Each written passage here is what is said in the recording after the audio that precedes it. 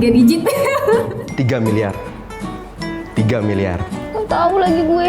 20 maybe. 80 lah, 80 sampai 90 lah. Hai Sobri, gue Elsa, umur 24 tahun. Nama gue Rizky, umur 30 tahun. Nama saya Muhammad Iksan, umur saya 25 tahun. Saya Namirani Marsha, 27 tahun, dan aku single. Nama gue Bisma Diandra, umur gue 25 tahun. Kerjaan gue sebagai KOL spesialis. Biasanya nyari talent, nyari KOL, nyari artis-artis buat diajak kerjasama sama brand-brand, terus juga ada campaign atau event-event offline, online, kayak gitu sih. Kerjaan gue sekarang marketing spesialis, ya ngubung-ngubungin partnership, terus menjalin kerjasama dengan perusahaan lain. Kerjaan gue community officer, kontak-kontakin influencer atau artis buat kerjasama bareng brand. Saya kerja sebagai account eksekutif di kantor media online. Kerjaan aku handle campaign, terus back to back sama klien, ngobrol sama internal. Pekerjaan gue sebagai creative director intinya memastikan agar semua output mulai dari visual, mulai dari video, desain, content creation yang berhubungan dengan kreatif itu bagus dan sesuai dengan target yang diinginkan oleh baik itu klien ataupun internal perusahaan ataupun departemen-departemen yang membutuhkan output-output yang memang harus punya standarisasi yang tinggi. Sebenarnya sih 50-50 ya, antara suka dan tidak suka karena ada plus minusnya masing-masing kan, yang namanya juga hidup. Dibilang suka sih enggak, tapi dibilang butuh sih ya. Butuhnya ya karena gue butuh kerjaan, karena punya tanggung jawab sebagai seorang suami. Iya, suami. Wah, suka banget sih, karena gue banyak berhubungan dengan orang lain dan itu juga bisa jadi koneksi gue. Suka banget karena sibuk, nggak buang-buang waktu gitu, bengong. Gue suka banget dengan pekerjaan gue yang sekarang karena jujur pekerjaan yang gue kerjakan itu nggak pernah sama gitu. Jadi walaupun sesuatunya itu berhubungan dengan foto, video, tapi kontennya itu selalu berubah-ubah terus, bisa terus explore hal yang baru terus lah setiap harinya gitulah itu. Gimana ya, yang namanya juga manusia nggak ada pernah cukup gak sih? Tapi ya apa yang udah gue dapetin sih ya udah disyukurin aja. Manusia nggak pernah ada yang cukup ya, makanya itu gue nyari tambahan lain dengan buka usaha lain. Cukup nggak cukup ya, karena tergantung kita juga kan lagi kebutuhannya apa aja. Ya tapi ya dicukupin aja sih. Menurut gue cukup aja kalau misalnya gaji gue sekarang untuk kayak kos, makan tuh cukup. Selama gue kerja, menurut gue sangat alhamdulillah belum cukup untuk segi pemasukan ya. Karena gue punya keluarga dan anak dan nantinya pengen punya 1 anak lagi gitu. Kalau menurut gue sih pantas digaji 2 digit ya. Kenapa? Karena kerjanya nggak kenal waktu. Mau libur, mau hari weekend, pokoknya kayak kerjanya 7 kali 24 jam deh, bener-bener setiap hari. Wah, kalau dibilang cukup nggak ada yang cukup tuh. Mau 30 juta pun kita pasti kurang pasti. Yang seenggaknya cukupnya dinilai gue ya 100 juta. Mungkin 2 digit kali ya? Nggak juga. 2 digit? Masuk pagi, pulang sore, kadang lembur, kalau lagi event, kadang nginep-nginep ya antara 30-an sampai 35 juta lah. Kayaknya gue mau jadi influencer atau jadi KOL atau jadi YouTuber lah yang gajinya tuh unlimited gitu. Tidur dan digaji 100 juta. Dan di Jepang ada tuh orang kerja digaji ya 60 juta gitu buat tidur doang. Gue bakalan buat bikin manajemen sendiri sih, manajemen artis sendiri. Sebenarnya pekerjaan impian gue lebih ke pengen punya usaha sendiri kan. Karena kalau misalnya punya usaha sendiri, gue punya target. Sebenarnya gue lebih senang entrepreneurship gitu. Jadi mimpi gue itu gue punya satu mini retail store yang isinya tuh kayak barang-barang vintage. Terus abis itu mungkin beberapa brand lokal bisa consignment juga. Jajan buat ngasih ke orang tua juga, sama buat nabung buat nikah sih kalau sekarang. Gaji gue dipakai untuk ya gue kasih bini gue semua lah. Dan habis itu dia kasih ke gue 20% per bulan dari gaji gue. Hitung aja gaji gue Biasanya sih buat nabung sih, karena gue masih muda juga, gue juga pengen nikah. Gue pasti kayak bayar kosan dulu, terus kayak nyisiin buat bulanan gue, kayak makan segala macam, terus baru sisanya gue tabung. Gitu. Ini melalui banyak pos-pos nih, banyak pos-pos. Jadi cuma numpang lewat doang gitu ya. Jadi buat bayar KPR rumah, buat bayar cicilan kredit, bayar listrik, bayar air, popok, ada susu, sama untuk ini jajan istri. Harus dapat uang jajan juga biar nggak stres gitu. 3 digit. Gue suka banget sama angka 3 miliar. 3 miliar. Ya make sense. Per bulan 30 juta. 30 juta. Mungkin di angka 20 ya. Karena menurut gue di umur 30 dengan gaji gue 20 itu udah sangat cukup sih menurut gue. Gak tahu lagi gue 20 maybe 5 tahun sih kayak gue gak kerja deh. Gue udah jadi ibu rumah tangga mungkin. Harusnya di angka 80 lah, 80 sampai 90 lah.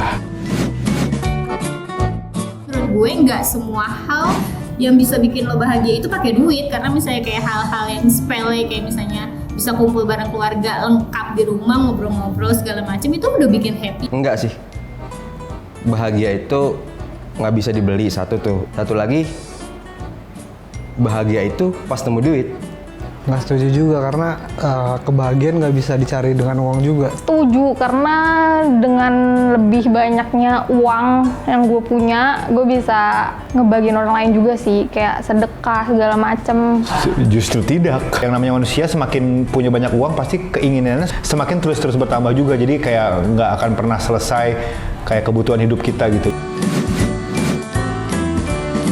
Dari awal itu aku udah ngatur yang mana buat tabungan, yang mana buat diri gue sendiri atau buat jajan-jajan segala macam, yang mana yang buat gue share ke adik-adik gue sama orang tua gue. Gue selalu ngerahin gaji gue ke bini gue, dan bini gue yang ngatur. Karena gue nggak bisa ngatur uang. Works banget, karena duit gue bakal selamat dari foya-foya kehidupan gue.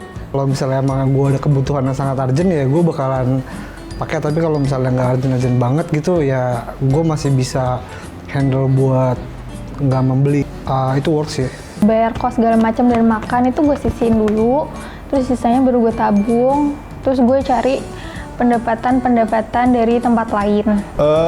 Kadang-kadang works, kadang-kadang enggak, karena biasanya walaupun gue udah bagi-bagi nih kayak segini buat kebutuhan anak, udah anak pokoknya sebulan gimana caranya harus dapat segini, udah istri segini aja, udah gue jajan segini, buat rumah segini, tapi kadang-kadang ada kebutuhan-kebutuhan dadakan yang emang lumayan melonjak.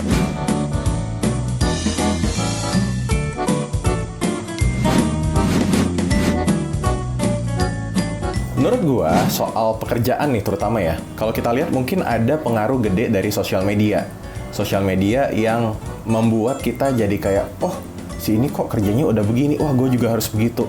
Wah si ini kok misalnya kalau dari hal lifestyle ya, wah kalau ini dia udah liburan ke sana, wah dia kok bisa beli mobil baru, wah dia kok begini. Kita tuh jadi kayak banyak mau, kita jadi pengen ngikut-ngikut mereka gitu. Padahal kita juga harus mengerti bahwa yang namanya variabel situasi dan kondisi tiap orang tuh beda-beda. Yang penting dari kita adalah kita tahu sebenarnya passion kita ada di mana, keinginan kita seperti apa. Dan dalam hal pekerjaan juga kita harus tetap sabar, karena pekerjaan itu ibarat lari maraton gitu.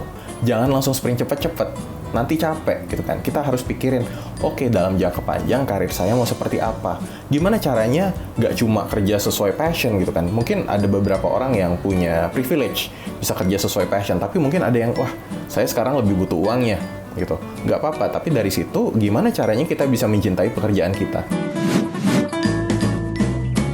Nah, fenomena milenial susah menabung ini mungkin ada kaitannya juga dengan yang tadi dibilang berkaitan dengan sosial media ya, dimana kita terkena jebakan pamer lifestyle.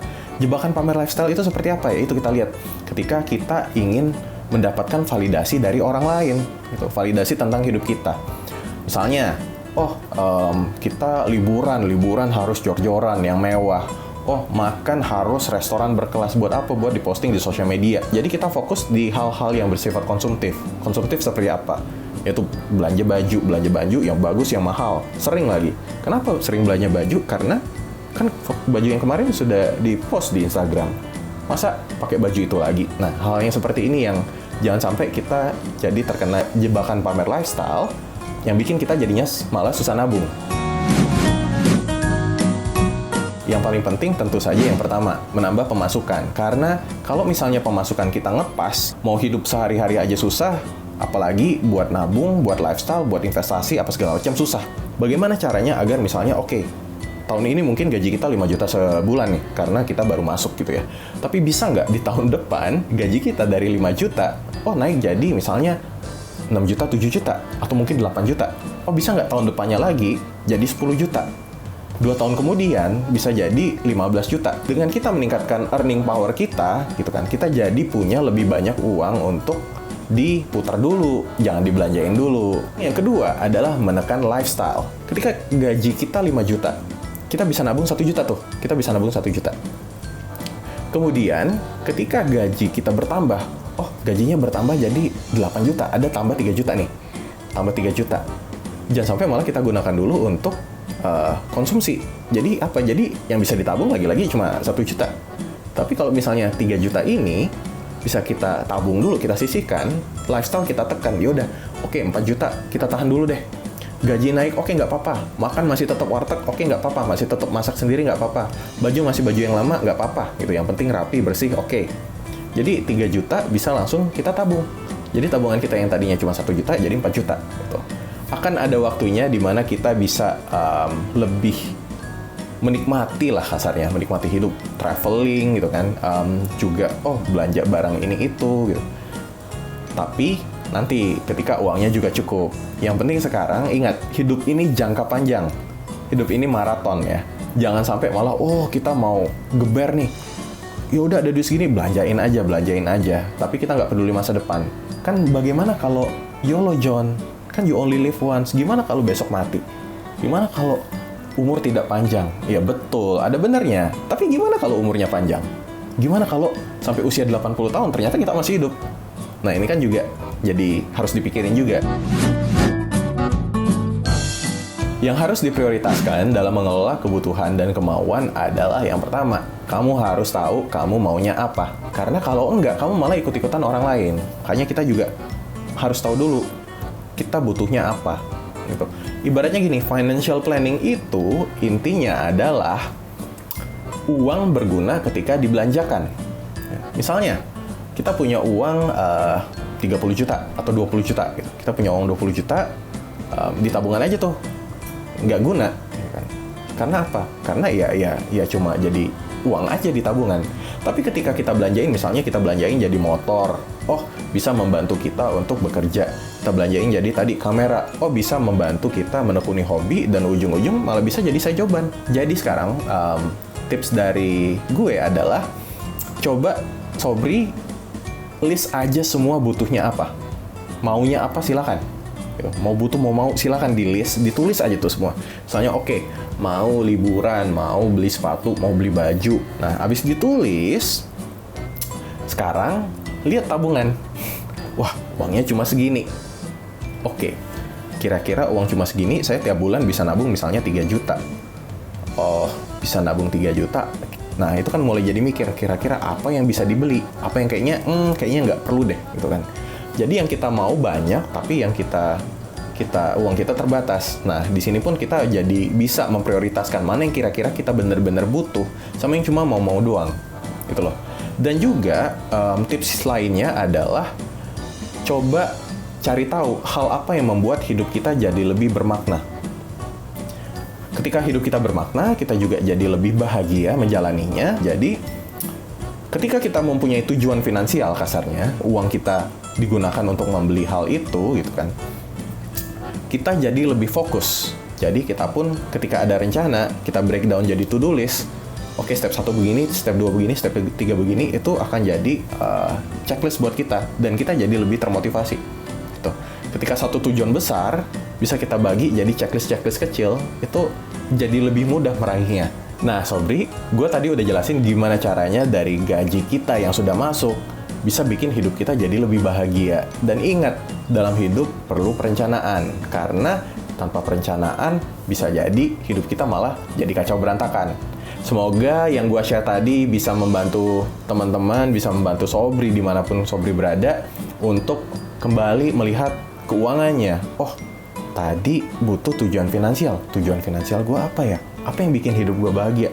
Nah, kemudian di list aja dari situ. Silakan oret-oret. Nah, jangan lupa juga untuk subscribe YouTube Brilio dan juga sosial media Brilio lainnya.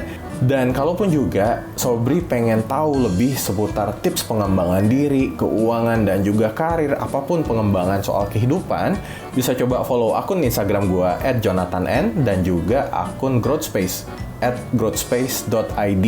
Nah, di situ gua dan komunitas GrowthSpace yang punya motivasi untuk saling berbagi dan saling membangun, kita bakal share hal-hal apa yang kira-kira bisa membantu teman-teman gitu dari perspektif masing-masing gitu. Oh, saling sharing agar kita tumbuh dan berkembang bareng di situ. Semoga yang gue sampaikan cukup bermanfaat. Terima kasih dan gue undur diri. Saya Jonathan N di sini. Thank you.